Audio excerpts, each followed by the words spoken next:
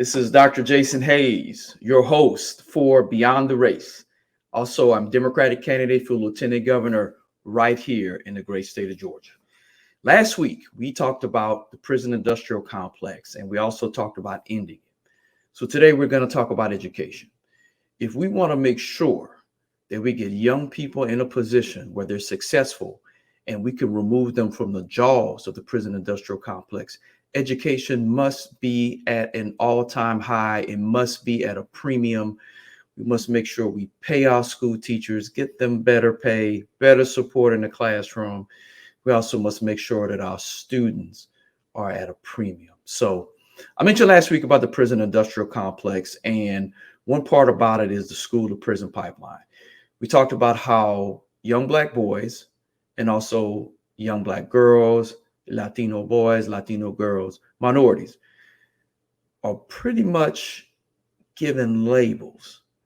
So if you have a young kid, they're coming in and they're excited, they're hyper, they label them ADHD. Or if a child comes in and maybe he's not performing as well, they think the child may have special needs, and sometimes that's not the case.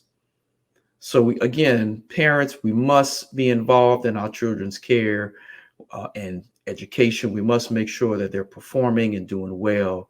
So education has to be huge. Now, again, a lot of things are being factored in when we talk about education. You have to look at where you live, property taxes, how that's obtained, also socioeconomic status. All of that factors into funding for schools.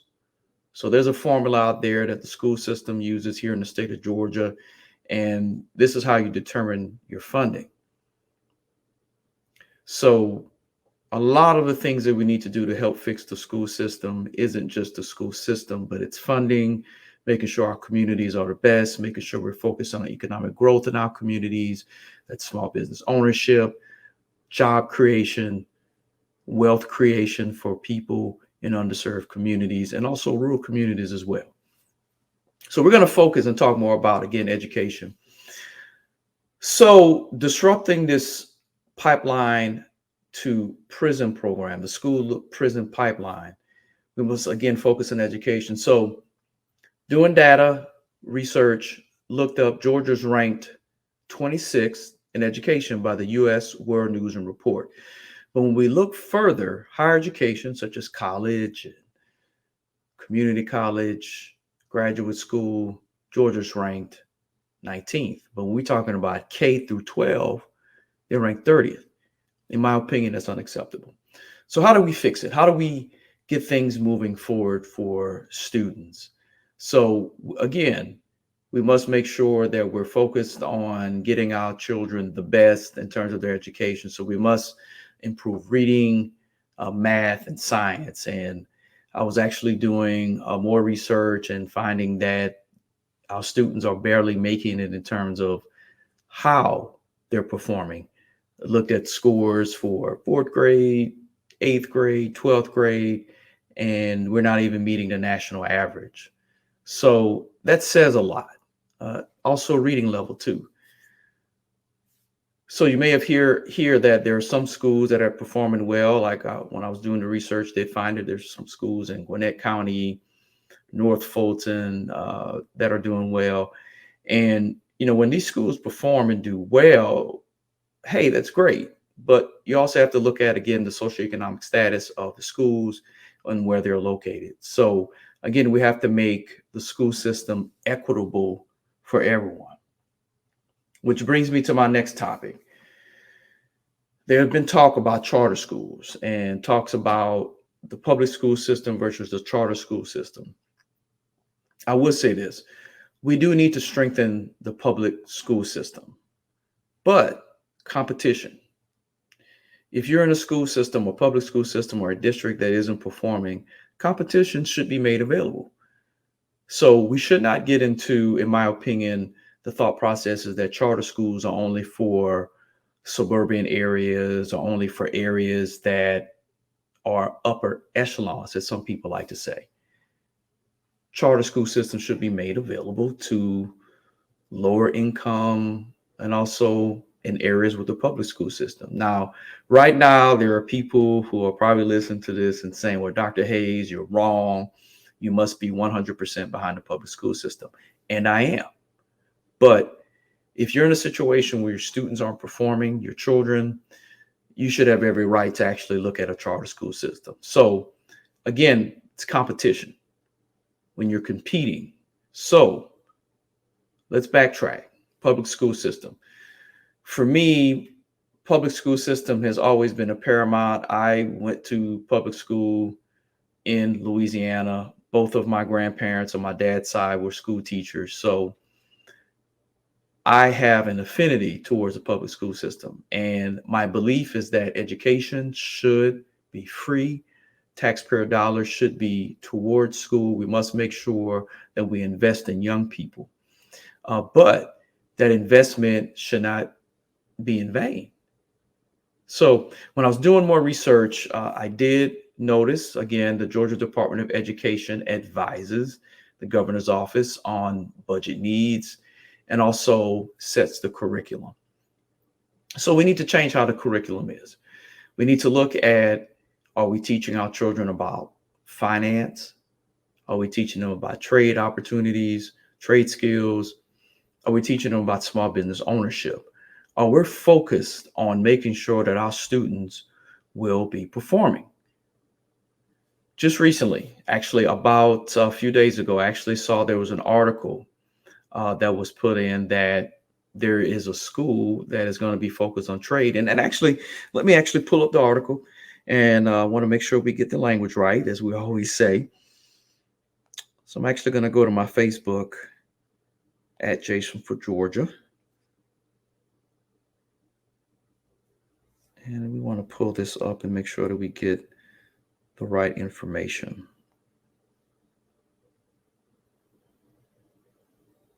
And as I look this up again, we have to again push and make sure that our students are in a position where they're successful. Some students want to go to college, some don't. So the ones who want to work with their hands and they want to start their own business, we need to support that. We need to foster that. We need to make sure that our students are in a position to be successful. And when we do this, guess what happened? We help communities. We improve communities. Young people are in a position where they aren't succumbing to the streets, especially during the summer. We have got to leverage and work with corporations and ask them, hey, we need community hiring. We need community job training. We need to put our young people in a position where they're not being lured by gangs or lured by just idleness. So here it is. It actually was an article in the Atlanta Journal-Constitution. And basically, it's McLaren High School. It's going to be reopened as a middle college. $25 million makeover. So students who don't want to go to a four-year college can get a certification in automotive, avionics, technology, welding, early childcare, various technology and computer-related fields. Now, this is a game changer. So it says Fulton County schools to offer option B for high school diploma. This is huge. This is tremendous. And it's actually going to be in College Park. So we have to build off of this. This can be a model example. And we have to use this and put young people in a position to be successful. Bring back home economics, bring back welding, bring back shop, carpentry. Also, got to start teaching agriculture again. We've got to start putting our students in a better position to succeed. So if I'm elected as lieutenant governor, not if, will be elected as lieutenant governor, I'm going to be assertive. I'm going to work with state senate, work with the House of Representatives, and even work with the governor and obviously Department of Education to push to make sure that we get these trade skills and opportunities in high school. And I mentioned about small business ownership. I have my own small business. When I went back to business school, I saw and learned about making a business plan. So when I was looking at the business plan, I said, man, how come we didn't learn this in high school or college? And a business plan is nothing more than it's a roadmap to starting your own business. You learn about the executive summary, you have that. You learn about marketing, you learn about sales, you learn about finance, creating your performer, which is nothing more than projected revenue. Learn about taxes, do your research, you put it all together. Students can learn this. Students can learn a business plan. So you put together a learning shop or carpentry and welding, learning about HVACs, and if you want to be a beautician, getting that skill together, a barber, getting that skill together, using home ec, learning how to cook, not only for domestic purposes, but for business purposes. Young people who say, hey, I don't want to go to college, they can step out, start their own business. We teach them how to get their funding. We teach them how to put it together. And then if we couple that with a Georgia level small business association, we can really do some great things for people. So at-risk communities got small business owners coming in, doing great things, and we build infrastructure. Property value goes up. Crime goes down. Healthcare goes up. We do great things for people. That's amazing that we can do this. So I'm speaking about from a high school level, but obviously we have to start the foundation and the building blocks early on, preschool or pre-K, kindergarten. So I tell people, I'm sure many of you have heard about the Head Start program. Actually, I was in the Head Start program. So we have to make sure that that's available for families, make sure that funding's available from the federal level. And also, let's talk about this, childcare as well. When parents are going to school, parents are even working, we have to have affordable childcare, especially for single mothers, single fathers, or families that are eligible for such. So childcare, pre-K, we have to make sure that's available. And, when children are there, they can learn basics. We can get them going, learn how to interact with each other. And then when we get to kindergarten, hey, we can get this lesson plan going. Focus on, the reading, getting children food to eat in the morning, making sure that they're being supported when they're there. Emotional intelligence training, not only for our children, but for our staff as well. So we just continue to build on the reading, continue to build on mathematics, continue to build on science. We talk about STEM, continue to build. So we have to continue to push that. STEM. And then again, in school, we talk about, children coming in and dealing with domestic situations at home. So we need the social workers in the school. Mental health, that's important. We need the clinical social workers, the psychologists there. I mentioned before about the labels.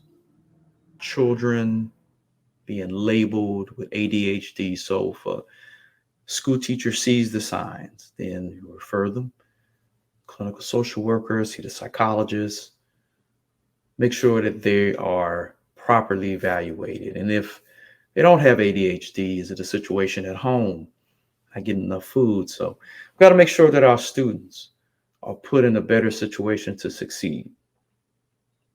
So education is critical. It's important. Got to make sure that also we need to make sure that we decrease bullying.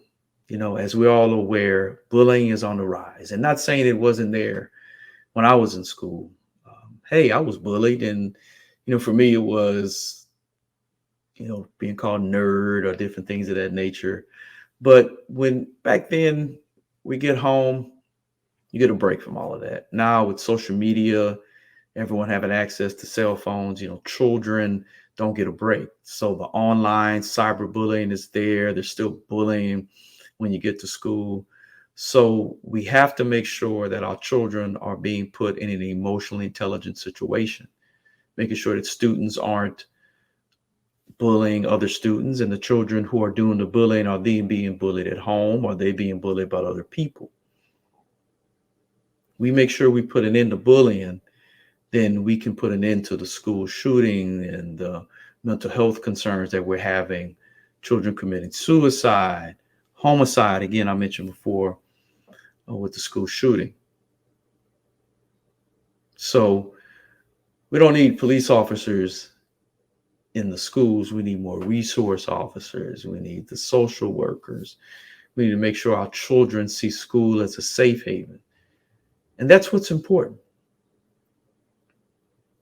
Again, I mentioned my grandparents are school teachers, so I have an affinity for my teachers. We've got to make sure we recruit them, we retain them. We have to make sure their voices are heard in the education system. So even for myself, even running for lieutenant governor, I understand there are political action committees with Georgia education, but we need teachers to be on advisory committees. So I would love for us to have an advisory committee on the state level where teachers can come, they can voice their concerns, their opinions.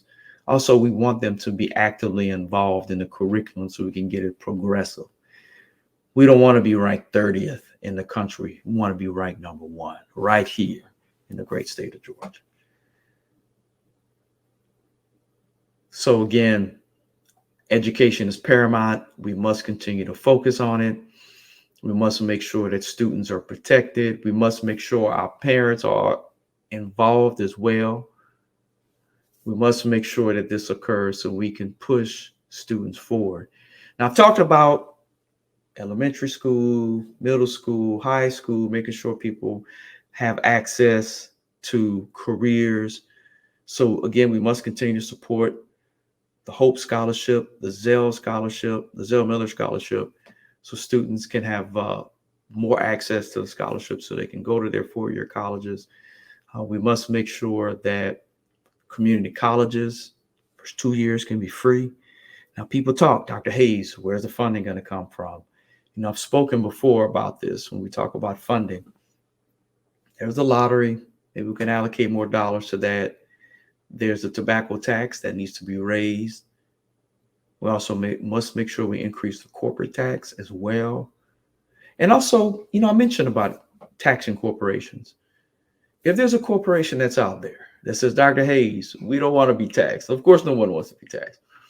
But if there's a corporation that says, well, listen, would you be willing to support schools? Hey, Home Depot, Lowe's. You know, again, I talked about programs such as making sure we bring back trade skills. Hey, do you want to come and support our schools? Do you want to support the community colleges? We make those 2 years free. Students can go to the community college for 2 years. It's like a scholarship. And then you can transfer to a 4-year college, finish off, get your rest of your education,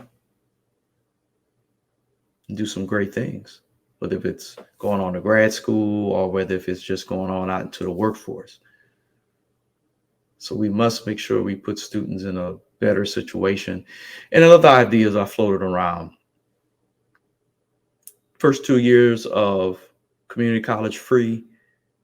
Hey, we can even maybe make that a scholarship where students can come back to an underserved community, rural community, and give back. So this is how we change culture. We put students in a better position to succeed, but we also give back to our communities to make them better. And this is what we really need to do. Make education paramount, make teaching paramount, put our young teachers in a position to be successful, recruit them, retain them, make school a safe haven, teach emotional intelligence, focus on STEM.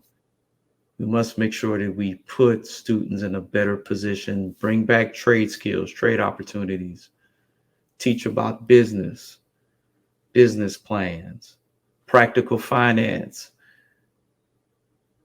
Critical race theory.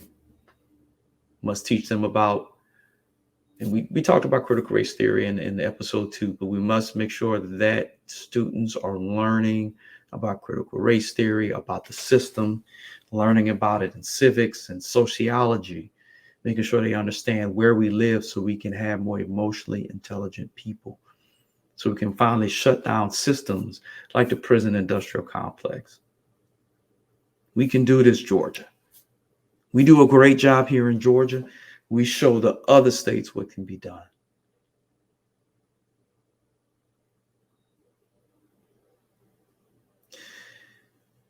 This is going to conclude my talk on education. It's probably one of the shorter talks. Education isn't my background, but I would love to hear from those who are. So please comment in the comment section on YouTube. We want to hear more from you. I do want to backtrack and comment about special education. I do want to mention that. I'd be remiss if I didn't speak about it. We must make sure that we show tolerance to those who are in special education. We must make sure that we protect Title II funding. We must make sure that we're patient with children. We must make sure that we also mainstream them in society and make sure that they're accepted. A lot of people are saying, Dr. Hayes, how do you know about this? I had an uncle that had Down syndrome. So he did, go to his own school. I also had a brother who was in special education as well. And believe it or not, actually, I was in special education. Those of us who know about Title II funding understand that it's two spectrums. There are children who may be developmentally delayed, children who may actually develop situations where maybe they have a congenital situation. And I say congenital, something that they're born with, or maybe something that's acquired. So that's one end of the spectrum. And then the other end of the spectrum are gifted children. So I was a gifted child.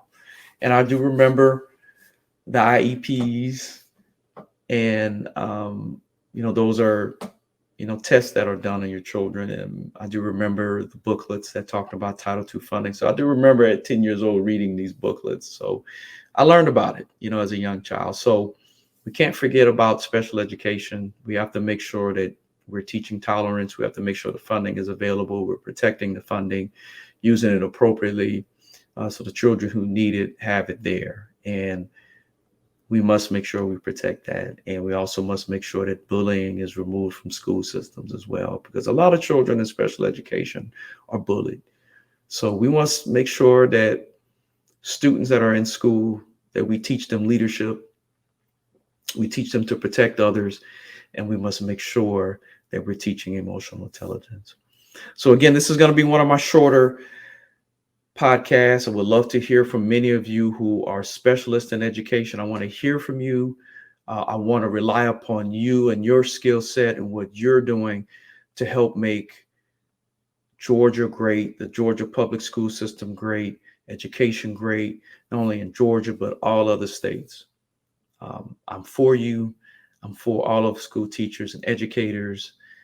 We want to make education great, paramount. So let's do this together. Again, it's Dr. Jason Hayes. I am your host and also executive producer of Beyond the Race. And I'm also your candidate for Lieutenant Governor right here in the great state of Georgia.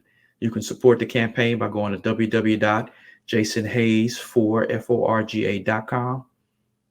And you can provide a donation there. Also, we have multiple links, social media links that you can go on, the YouTubes, the Instagrams, the Twitters, Facebook, TikTok. Also, Beyond the Race is going to be on Apple, Spotify, YouTube, and even on Facebook as well. Again, thank you for allowing me to speak to you about education. And thank you for listening and giving me a platform to talk about what's important, not only for myself, but important for you, not only here in Georgia, but the United States. Going to be signing off as Dr. Jason Hayes, Democratic candidate for Lieutenant Governor right here in the great state of Georgia, and your host for Beyond the Race.